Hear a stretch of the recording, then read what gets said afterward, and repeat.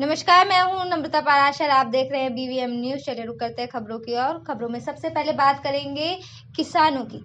आखिर किसान अब तक इतनी भरी ठंड में सड़कों पर बैठा हुआ है, वो अपनी मांगों को लेकर आंदोलन कर रहा है, लगातार प्रदर्शन कर रहा है। लेकिन अब किसानों के लिए एक और मुद्दा उठ गया है, वो है SYL के पानी का मुद्दा, जो कि काफी लंबे अरसों से चलता आ रहा है। लेकिन अब बीजेपी की सरकार ने इस मुद्दे को उठाया, इस पर एक दिन का सांकेतिक प्रदर्शन करते हुए एक दिन का उपवास भी रखा है। इस पर आखिर कांग्रेस का क्या कुछ कहना है, ये जानते हैं। पूर्व मंत्री व वरिष्ठ कांग्रेस नेता अशोक अरोड़ा ने कहा है कि आज SYL को लेकर जो बीजेपी सरकार उपवास कर रही है, उनको किसानों ने नकार दिया है।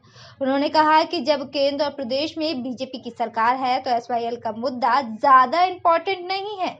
इस समय तो देश भर के किसान सिंधु बॉर्डर और बहादुरगढ़ बॉर्डर पर डटे हुए हैं। कृषि कानून बिल को उनको लेकर वापस लेना चाहिए और उसे रद्द करना चाहिए, ये ही बड़ा मुद्दा है।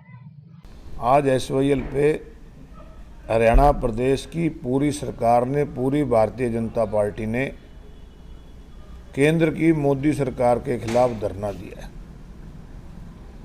क्योंकि SYL का फैसला सुप्रीम कोर्ट से सन 2003 में हरियाणा के पक्ष में आया था और उसके बाद पंजाब सरकार ने नहर बनानी थी। 1 साल तक अगर पंजाब नहीं बनाती तो फिर सेंट्रल गवर्नमेंट ने नहर बनानी थी।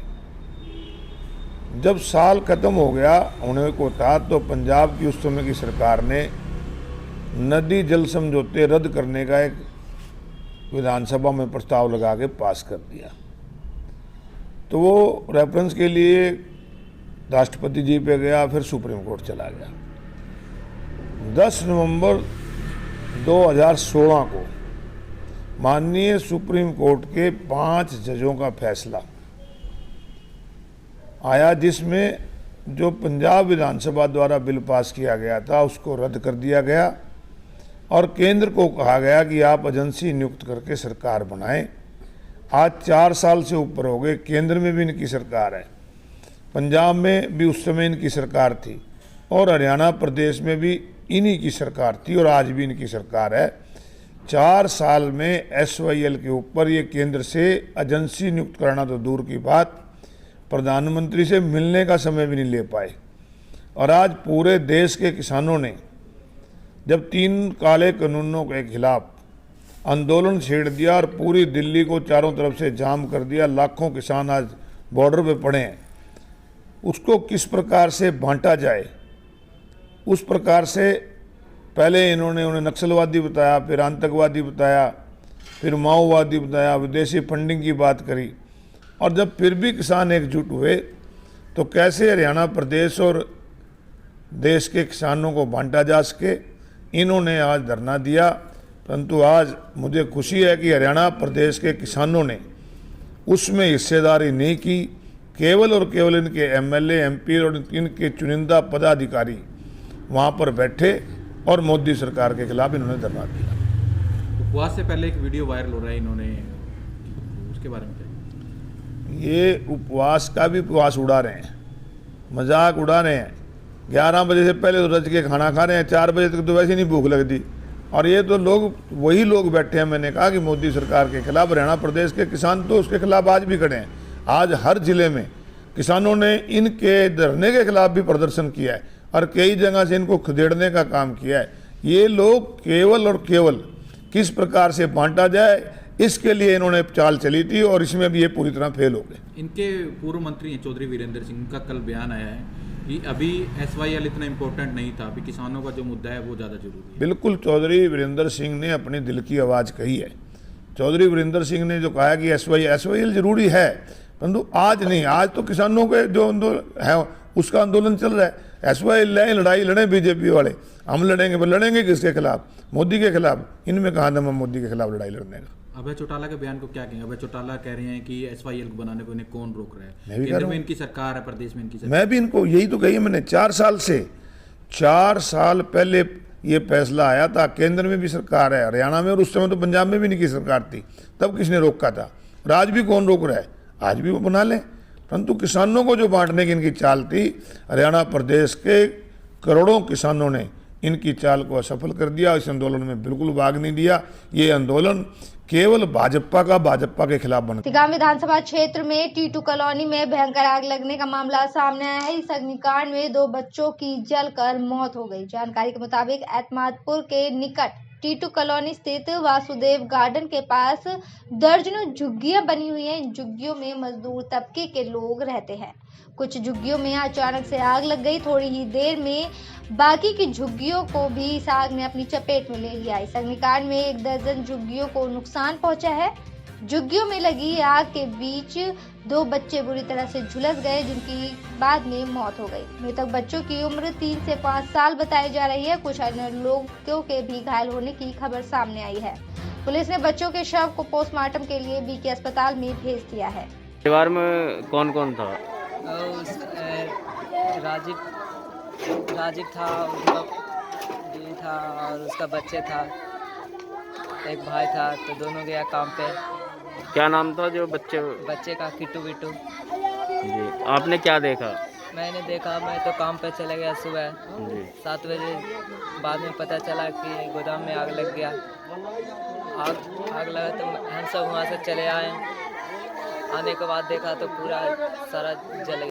चलिए बढ़ते की खबर की ओर। हरियाणा कैबिनेट मंत्री मूलचंद शर्मा के आवास पर ड्राइंग अध्यापक पहुंचे हैं और उन्होंने मंत्री को ज्ञापन सौंपा। अध्यापकों ने मांग की है कि सरकार उनको उनके पद पर वापस रखे। वही कैबिनेट मंत्री मूलचंद शर्मा ने कहा है कि वो ड्राइंग अध्यापकों के मुद्दे पर मुख्यमंत्री से बात करेंगे और कैबिनेट की मीटिंग में भी इस मसले पर चर्चा करेंगे। गौरतलब है कि 2010 में 816 ड्राइंग अध्यापकों की नियुक्ति हुई थी, जिसे हाई कोर्ट में चैलेंज कर दिया गया था और वहां पर टीचर केस हार गए और बाद में सुप्रीम कोर्ट ने भी उनकी अपील खारिज कर दी है। साल 2010 में तत्कालीन सरकार ने 816 ड्राइंग टीचर को नौकरी पर रखा था, लेकिन हाई कोर्ट में इनकी नियुक्ति को लेकर डाले गए केस के चलते ड्राइंग टीचर केस हार गए थे, जिसके बाद सुप्रीम कोर्ट में अपील की गई। लेकिन अब सुप्रीम कोर्ट ने भी इनकी अपील खारिज कर दी है, जिसके चलते हरियाणा में 816 अध्यापकों के सामने बेरोजगारी का खौफ पैदा हो गया है। अपनी नौकरी को जाता देख अब तमाम अध्यापक कैबिनेट मंत्री मूलचंद शर्मा के आवास पर पहुंचे और मंत्री मूलचंद शर्मा को ज्ञापन सौंपा और अपनी नौकरी की मांग की है। वहीं कैबिनेट मंत्री मूलचंद शर्मा ने कहा कि हाई कोर्ट और सुप्रीम कोर्ट से तमाम अध्यापक अपना केस हार चुके हैं और वो सरकार से मांग कर रहे हैं कि मुझे भी ज्ञापन सौंपा है, जिसको लेकर मैं सीएम से बात करूंगा और जितने भी मदद हो पाएगी उतनी अध्यापकों की मदद की जाएगी। ये न्यायपालिका सुप्रीम कोर्ट ने इनका फैसला इनके खिलाफ हुआ है। पहले हाई कोर्ट से हारे थे, अब सुप्रीम कोर्ट के डबल बेंच ने इनको नौकरी से बर्खास्त का काम करा। ये कोर्ट में हारे हैं और इन्होंने मुझे ज्ञापन दिया भाई सरकार हमारी मदद करे।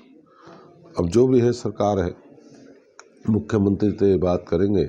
पर चलिए खबरों में बात करेंगे अब साइबर सिटी गुरुग्राम की। साइबर सिटी गुरुग्राम में एक बड़ी वारदात का गुरुग्राम सेक्टर 10 की क्राइम ब्रांच ने खुलासा करते हुए बड़ी कामयाबी हासिल की है। गुरुग्राम पुलिस ने आरोपियों से पूछताछ में खुलासा हुआ है कि ये अमेजॉन कंपनी के वेयर हाउस में नौकरी करते थे। कोरोना संक्रमण के चलते हुए लॉकडाउन के दौरान ये जब वेयर हाउस में अपनी ड्यूटी पूरी करके अपने घर जाते थे तो वेयर हाउस के गेट पर कोरोना संक्रमण के चलते सोशल डिस्टेंसिंग की पालना करने के कारण इनकी चेकिंग नहीं की जाती थी। सोशल डिस्टेंसिंग का इन्होंने फायदा उठाकर वेयर हाउस से मोबाइल फोन चोरी किए और उनके डब्बों को वहीं फेंक देते। मोबाइल फोनों को अपनी जेब में रखकर ये अपने घर ले जाते थे। इस प्रकार से काफी दिनों तक इसी प्रकार चोरी करते रहे। जब कंपनी को मोबाइल फोन के चोरी होने के बारे में पता लगा तो इन्होंने सितंबर 2020 में अपनी नौकरी छोड़ दी और वहां से फरार हो गए। इन्वेस्टिगेशन उनको पता चला कि यहाँ पे काम करने वाले 2 आरोपी जिन्होंने ये फ़ोन चोरी किए थे, जिनके नाम हैं, एक का अंसार उल हक और एक नवाब सिंह पुत्र लखपत, इनको गिरफ़्तार किया गया और इनकी गिरफ़्तार होने के बाद इनके पोजीशन से 38 आईफोन जिनकी कम से कम 50 लाख की कीमत है वो हमने इनके कब्ज़े से बरामद किए हैं। और कुछ और मोबाइल फ़ोन्स हैं जो इसके बारे में इन्होंने बताया है कि अभी वो हमारे जो दूसरे साथी हैं वो भी हमारे साथ चोरी में शामिल थे, वो उनके पास हैं। तो हम उनके ऊपर भी काम कर रहे हैं और जल्द उनको गिरफ्तार करके बाकी बचे जो फ़ोन्स हैं उनको भी जल्द हम कब्जे में लेंगे। कितने साथी हैं इनके?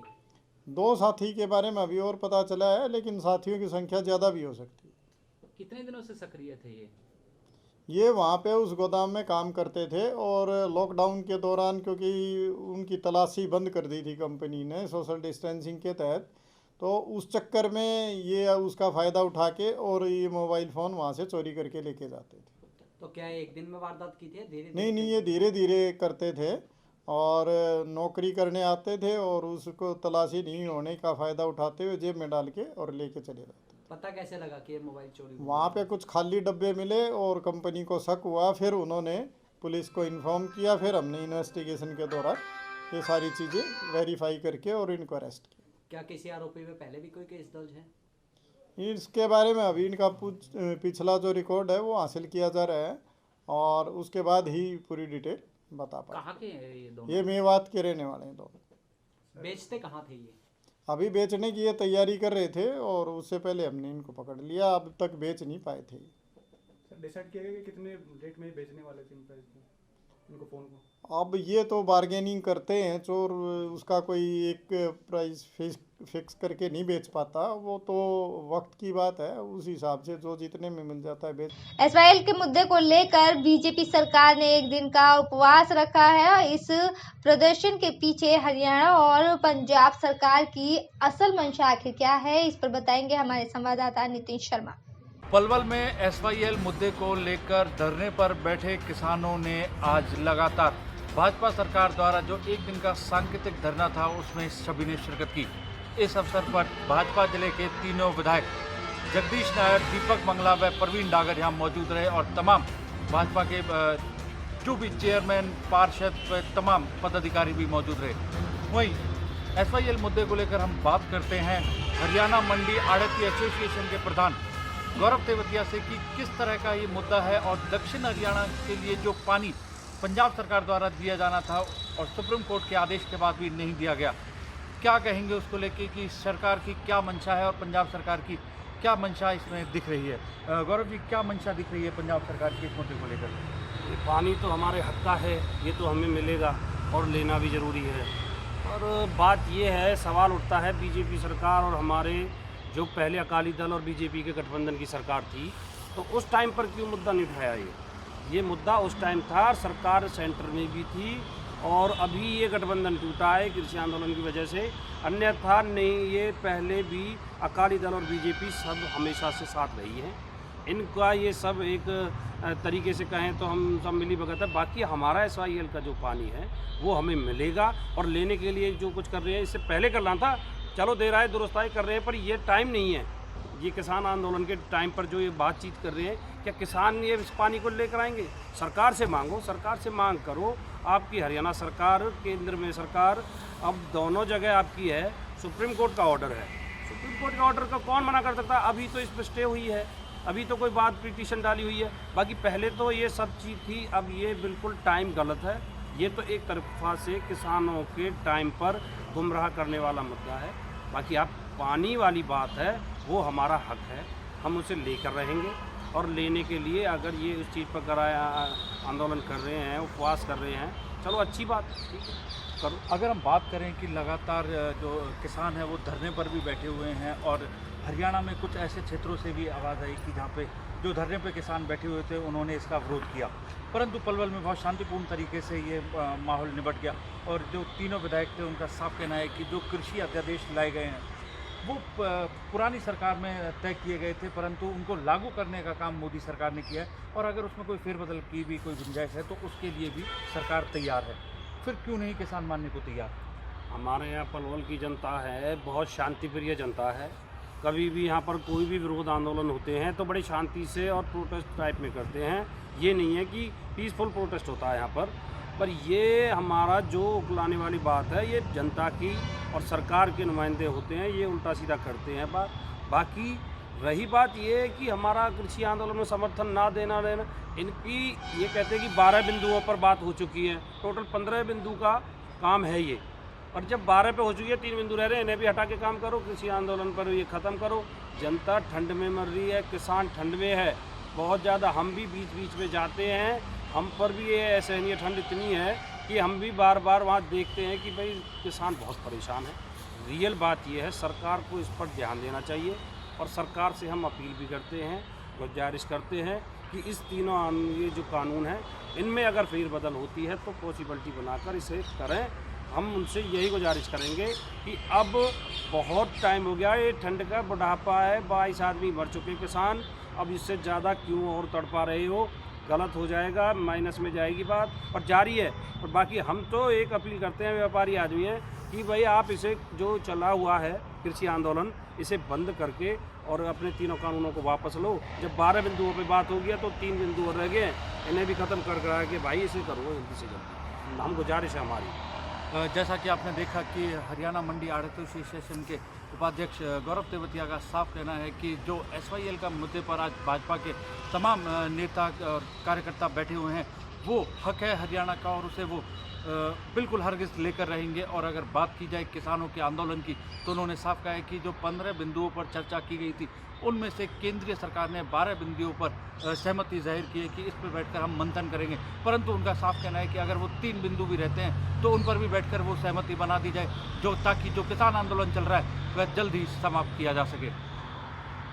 कैमरामैन करतार के साथ नितिन शर्मा, पलवल। चलो रुक करते हैं अगली खबर की ओर। भवानीखेड़ा अन्नदाताओं के आंदोलन से हरी सब्जियों के दामों में गिरावट भी देखी जा रही है। पहले जो हरी सब्जियां महंगाई के कारण आम आदमी की पहुंच से बाहर थी, अब उन हरी सब्जियों के दामों में आधे से भी ज्यादा कम की गिरावट देखी जा रही है, जिसके कारण से आमजन को अब हरी सब्जियों की महंगाई से राहत मिली है। इसको लेकर दुकानदारों का कहना है कि दिल्ली में किसान आंदोलन के कारण से सब्जी मंडियों में हरी सब्जी की बाहरी मांग कम बनी हुई है, जिसके कारण से हरी सब्जियों के दामों में अब आधे से भी कम दामों में गिरावट बनी हुई है। इसके कारण सब्जियां बाहर नहीं जा रही, मंडी के अंदर ही रहती हैं, इसलिए सब आमजन को इसका फायदा हो रहा है। घर घर सब्जी का पहुंच रही है सस्ते दामों में। पहले के दामों में अब के दामों में आधी गिरावट है। पहले जैसे 40 रुपये था, 20 रुपये हो रहा है। वो भी 60 रुपये थी, अब 30 रुपये हो रही है। हरी सब्जियों की अगर बात की जाए तो उसमें कितनी गिरावट देखी जा रही है? हरी सब्जियों में भी भारी गिरावट है, सभी को फायदा है। दोनों में बढ़िया रौनक है एकदम, खरीदारों में भी दुकानदारों में भी। तो वहीं गांव सोहना के महतवाड़ में एक किसान ने जहरीला पदार्थ निगलकर आत्महत्या कर ली। मौत के कारणों का खुलासा नहीं हो सका है। परिजनों का कहना है कि किसान शराब का आदी था, शराब के नशे में उसने जहरीला पदार्थ निगल लिया, जिससे उसकी हालत खराब हो गई। अस्पताल ले जाते समय उसकी मौत हो गई। पुलिस ने शव को कब्जे में लेकर पोस्टमार्टम के लिए भेज दिया है और आगे की कार्यवाही शुरू कर दी है।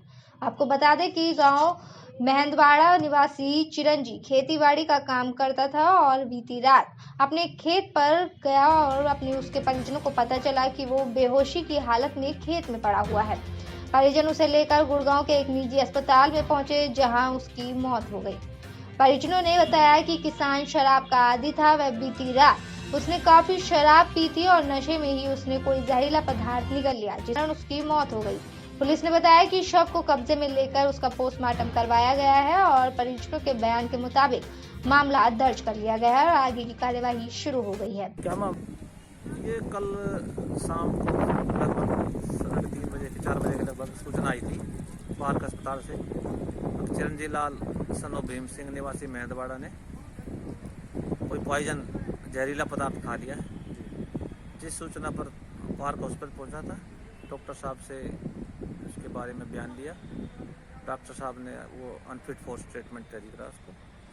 उनके पिता से पूछा तो पूछने वाला लड़का काम तो कुछ करता नहीं था, खेतीबाड़ी वगैरह में हाथ बटाता था और शराब पीने का आदी था। तो कल उसने नशे की हालत में कोई गेहूं में रखने वाला कोई नशीला पदार्थ खा लिया। क्या कार्रवाई करी सर इसमें कोई 174 की कार्रवाई की है। बाकी कोई ऐसी कोई कुल्लू हमारे पास साक्ष्य कोई ऐसा हो रहा है, कोई आरोप नहीं लगाया। मेरे साथ खबरों में फिलहाल इतना ही। आप बने रहिए BVM न्यूज।